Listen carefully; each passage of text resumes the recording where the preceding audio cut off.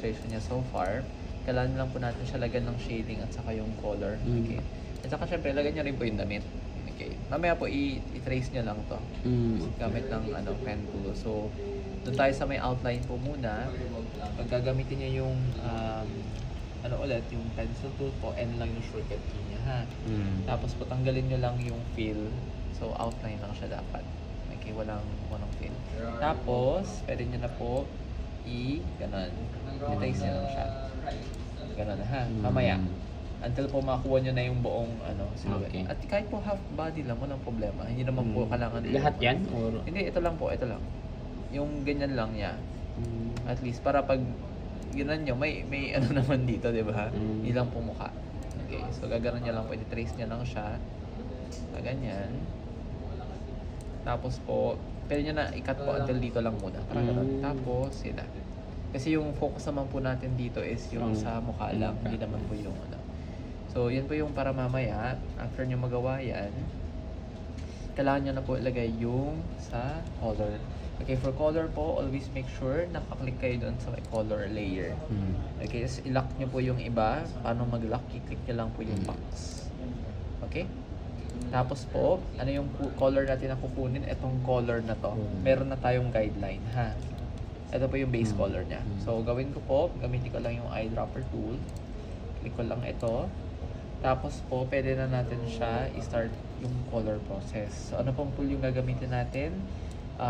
Blood brush tool. Blood brush tool. So, dito siya makikita, ha, sa may Pag-click ng blood brush tool, pwede nyo na po i-color ng ganito. Pag gusto niyo po mas malaki yung coloring, pwede niyo po i-double click. Yes.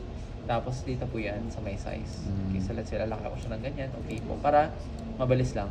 Diba? Kahit cover niyo siya ganyan, papansin niyo hindi nawawala yung outline. Kahit over sa mukha. Kahit Kasi po naka-layer tayo. Ayan, so kita niyo po madali na lang yung pag-coloring. Ganyan siya. Tapos make sure niyo po yung mukha, syempre meron siyang proper color yung sa may mata. Hindi siya dapat same color ng skin. So pwede ko po i-reduce yung size ulit. Konti yung size, let's say 10. And then pwede po, masyado pa rin malaki. 5 po. Pwede natin siya kulayan po yung sa mata. Inang white, ganon. Tapos dito rin po. Okay, hindi ko siya masyadong sinasakto po kasi gusto ko po i-try niya siya mamaya, ha. Parang ganyan po yung matsura. Tapos po yung lipstick, yung dito sa may lips, pwede niyo na po i-copy rin to. Copy lang din. Pwede niyo na po i-copy kasi kinukuha natin yung same color style niya. So pag kinopy ko siya, eye lang po ulit for eyedropper. Click niyo siya. Tapos po may shortcut key rin pala to, ha. Shift B. Pero hindi na kailangan Shift B niyo lang siya. Tapos pag eyedropper eye, para automatic pong select niyo na.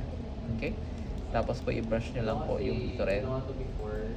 Again po, lalakihan ko lang yung brush kasi masyadong matagal pag maliit. Okay, increase nyo lang po yung size, mga 9. And then nyo lang po siya kulayan po dito. So, ganyan. Okay. Make sure nyo po tama yung pagkano, ayaw naman natin na may extra dito. So, mamaya po itama nyo lang. Parang ganyan po. Tapos, yung pinaka-important part po dito is yung shading. Okay, yung shading po kasi nagbibigay ng dimension doon sa mukha. So, dito po tayo sa may shading panel. I-lock ko lang po yung color. Tapos, para malagay yung shading, make sure nyo po i-off nyo muna yung color. Kasi hindi natin makikita. Okay, yung saan yung highlight, saan yung shadow. Diba? So, before po nyan, copy ko muna yung shading color nito ulit. So, let's say, eye po ulit.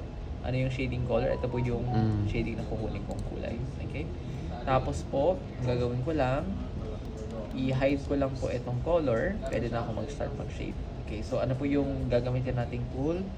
For shading po, gagamitin yung pencil tool. Ito yan siya. Tapos, pwede nyo na po i-highlight po sa yung mga darker part. Kung hindi nyo masyadong makita yung shadows, I suggest po, actually, i-ano nyo muna to.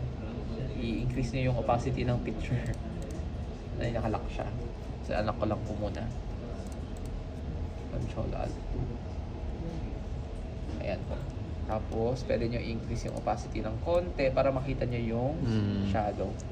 Okay, tapos i-lock nyo lang po ulit. Control-2. So, punta ko dun sa may shading. I-zoom in ko po.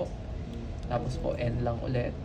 And then pwede nyo na po siya i-highlight dito. Dito may konti siyang shading dapat sa part na to. Ano, kinukuha ko yung sa may mata. Tapos po dito rin. Okay, so kunin nyo lang po yung shading niyan. And then dito po konti sa may lower eyelid. Pwede nyo lagyan ng shading. Dito rin po. Tapos dito ng konti sa sa may lips niya. Tapos po dito rin. Ayan o. Madilim siya, diba? So lagyan nyo lang po siya ng shading. Ayan po. Tapos wala tayo dun sa kabila. Ito rin po. Tapos po, yun naman yung highlights. Pero check nyo po muna, baka meron pa dito pwede nyo lagyan ng shading. So let's say po dito konti, pwede nyo lagyan ng konting shading. Tapos check nyo lang po kung nagmumukhang tama ha. Paano po? I-click nyo yung color. Dito masyadong sobra yung nalagay kong shading actually. So kailangan nyo lang po siya i-check ha. Adjust, pwede ma-adjust yan? Pwede po ma-adjust. Gamitin nyo lang po yung selection tool. Pwede nyo i-select yung mga shading po na nagawa nyo. Let's say pa ganyan. Kasi masyado siyang malakas, no? Reduce nyo yung opacity dito sa taas. Ayan, no? So let's say mga until dito lang po. Tapos po, kita nyo, para light lang siya. Okay? So hindi man siya permanently ganun talaga. Pwede nyo i-adjust po anytime. Tapos po, make sure nyo lang rin, kukunin nyo rin po yung highlight. So dito naman po ako sa highlights. For example, kukunin nyo to. Yung lighter part. Yes po. So yung puti, press ko yung eye. Click ko lang po ito. Tapos tayo sa may ulit, pencil tool. Tapos po gusto naman natin siya gawing lighter. So i-on ko lang po yung, off ko lang po pala yung color. And then ito na siya. So kita niyo po dito sa may nose, meron siyang lighter part. Okay, dyan ko siya i-shade. Dito rin po may konti. Tapos po dito. Okay, meron siyang highlight. Tapos dito rin po. Sa mata ng konti, meron rin. Tapos po dito. And then dito. Okay, tapos po, check nyo lang ulit. Gamitin nyo yung, yung color. I-on nyo lang. Ayan o. Nagkaroon na siya ng highlight. Ganun po, ha. So, gagawin nyo lang po yan. Doon sa detail ng mukha. Dito rin po may konti. Dito sa may joke. Dito may highlight. So, i-on ko lang po ulit yung pencil tool. I-highlight nyo lang siya dito. And then dito sa may nose. Parang ganyan. Tapos, check nyo lang po ulit yung color. Ayan. Tapos po, same rin po doon sa may lips dito. Kukunin nyo yung shading. So I, tapos N, tapos zoom out tayo. I-off ko lang po yung color ulit para makita ko yung shading ng lips. So dito tayo po. Yan yung i-highlight po yung dito. Yung upper part po ha. Ganyan. Make sure nyo lang po tama. Tapos po dito naman sa kabila, sa ilalim. Hindi ako nangangawi. Okay, tapos dito po may highlighter siya sa lips. Hindi siya dapat light pink ha. I-on ko lang ulit yung color po para may reference tayo. Kukunin ko po yung pinaka-lighter part ng picture. Ito po. So, eye ko lang. Ito to. Ito kasi yung parang highlighter color niya. Tapos po, sorry. Dapat po lang nakaselect kasi copy niya yung ito po yun. Tapos, again po, hide nyo lang yung color, okay, para matakpan siya. Tapos, dito po pwede nyo na i-dice to. Kaya ganun nyo lang siya.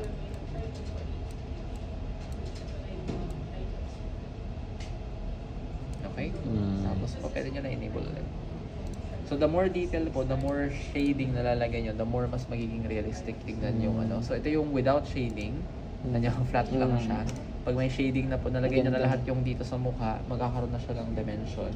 And pwede nyo rin po, of course, lagyan na yung detail rin sa mata. For example, yung eye color. So, hide ko lang po muna to. Pwede nyo rin po lagay dito yung parang bilog kasi lahat naman po ng mata meron siyang reflection dapat. So, lagyan ko lang po. Dapat po pala ito nasa taas, no? Sa taas ng outline. So, gawa ko ng bagong layer po gamit ng plus. Okay, then pwede ko na po i-draw dito sa taas. Ayan o. Sa may eye shine. Okay. Pwede nyo po ito posisyon kahit saan ha. So let's say dito. Hold ko yung alt. Ay sorry. Masyadong naliitan. Make sure nyo lang po meron siyang white color. And then drag nyo lang po siya doon sa kabila. Dito. Okay? Ayan o. Diba? So, ito yung walang, ano po, walang ay medyo kulang. Ito yung may highlight yun. Okay? So, ito po yung before and after. Check natin. Parang ganyan po. So, before the shading, after shading, without color. Outline lang siya. Ito po yung outline lang. Ito yung may shade, ito yung may color, ito yung may shading. Saan po ba yun? Ito. Ayan o. Pag wala talaga shading po, mukhang Tangit. mukha lang siyang drawing po na parang coloring book. Pero pag nilagyan ng shading, doon talaga gumaganda. Okay. Mas gandahan niyo po yung detail niya para mas para mas maganda po yung final output.